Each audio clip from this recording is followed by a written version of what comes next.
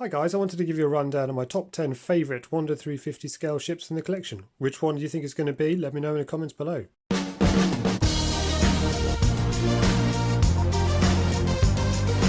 First up we have the USS Freedom. This is one of the littoral class vessels, LHD-1. I really like it because it's a small, lean, mean fighting machine, as they say. Reminds me of the USS Defiant from Star Trek. And yeah, it's small, it's overpowered, but it's really, really cool. I mean, just look at it. Next up we have the Ticonderoga class USS Ticonderoga, Aegis class cruiser. This is a really interesting kit. It's pretty straightforward to build, but it reminds me of Cold War, Hunt for Red October type period. Really straightforward to put together. They're inexpensive to buy on eBay these days, which is good. You can easily detail it with some little helicopters and spare photo etch parts, as I've done here. Yeah, really interesting piece for the collection.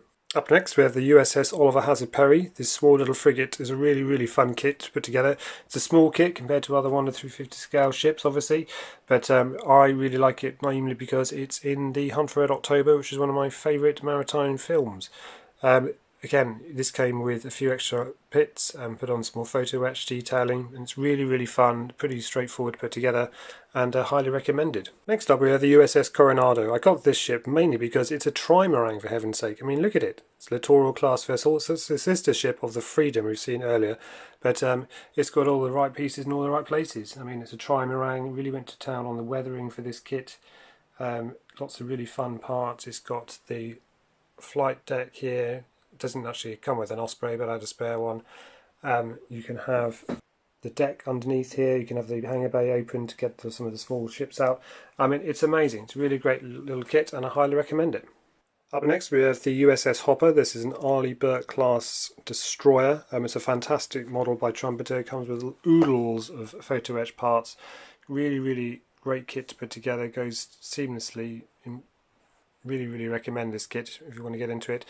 Put some nice weathering here and there. It's a great destroyer, not just as an actual ship, but as a model itself. Had a bit of a dink, lost a few bits of the railing here, as you can see. But yeah, highly recommend it, and really, really worthwhile piece for the collection. Up next, we move it up a gear and go to the big boys. This is the USS New Jersey. It's a Second War battleship. This is the Revell Platinum Kit Edition, so it comes with a wooden deck, brass gun barrels, tons and tons of photo etch, and over 1,500 parts. It's a monster of a kit. I've got some extra veteran models pieces, the Phalanx CIWS and Tomahawk missile launchers. It's a great kit. It's an absolute beast. I highly, highly, highly enjoyed building this and putting it together. And as you can see, having to zoom out, it is enormous. Up next is something a bit more modern. This is the USS New York San Antonio class amphibious landing dock. This particular ship is famous for having some of the steel from the World Trade Center in the bow. It's a marine landing assault ship. Basically carries a lot of their equipment, and as you can see, it also comes with a flight deck with tons and tons of aircraft you can put on the back here. These all come with a kit, and also has a well deck, so you can put in some of the LCAS or hovercraft that even carry tanks. It's a fantastic kit, really, really high quality materials, really easy to put together. The more effort and time you put into it, you can have a fantastic model. In third place we have the HMSIllustrious. This was one of 3 vessels that have now been retired, part of the Royal Navy. Some of them called a baby carrier, but it carried all of the vertical takeoff Harriers and Sea Kings. It's a fantastic model, one of Airfix's best. I augmented it with a couple of extra bits and pieces here and there. You can see the bits sticking out, and some photo etch. There seemed to be a world shortage of photo etch parts when I came to build this, so I had to sort of make my own netting here out of spare bits, but decided to do it as a waterline, which is really quite an exciting challenge for me. You can actually do the hull as waterline or full hull.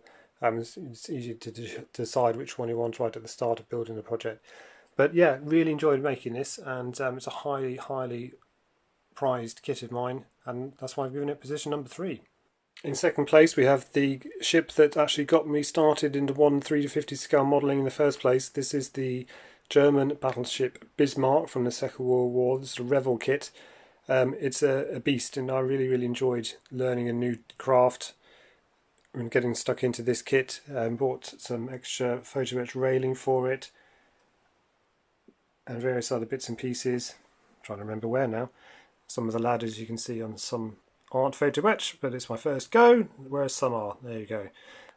Enjoyed painting the wooden deck, which was a new challenge, and it's an absolutely fantastic kit. I think if you're going to get started into ship modelling, having one of the Bismarck or the Tirpitz, I think, is one of the first kits you should buy, in my opinion. But yes, highly, highly recommended, and I'm really, really proud of her, even though she's about 12 years old now, I think. But of course, in number one spot is the absolute monster, the really kit that got me into building aircraft carriers, the Tamiya 1-350 USS Enterprise CVN 65.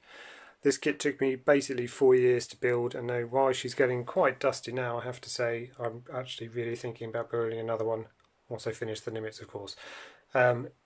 Yeah, so it came with the basic kit, bought lots of trumpeter aircraft, bought photo etch parts, scratch built some pieces, even used bits of old plastic to make the rotor blades here.